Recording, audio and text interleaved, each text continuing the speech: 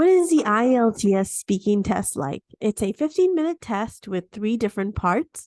The first section is usually a self-introduction where the examiner asks you for your name, your candidate number, where you live, where you're from, what you do for a living, or what you've studied, and other familiar questions like your family or your house or apartment. There are a number of questions that you could be asked on. So, but they're all usually familiar and very easy to answer. Some of these include, like, as you can see here, clothes, computers, hobbies, pets, the weather, TV programs, etc. Part 2 is a cue card. So it's going to look something like this. It's basically a small card that's placed on the table in front of you, and it's turned over so you can't see the question. You'll have 1 minute to prepare, and you can turn the card over and prepare the answer for about a minute. And then you have to speak for 2 minutes. So once the timer stops and begins again, you'll speak for 2 minutes. This is kind of like a monologue, where you'll give a introduction, a conclusion, and probably answer the bullet points in between and give any other extra information that you think is relevant. The deeper you delve into the topic, the better, the more vocabulary you have. So that's part 2.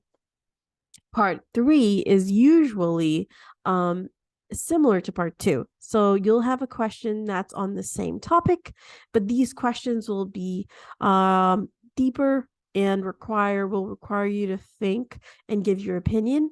So you'll have to use connecting words. You'll have to use words or vocabulary that expressions that express your opinion. And this is some sort of discussion, but of course you're doing most of the talking there.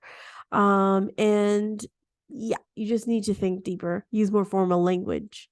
So that's about it. So since this test takes place in about 15 minutes, you might find that the examiner is rushing through the test.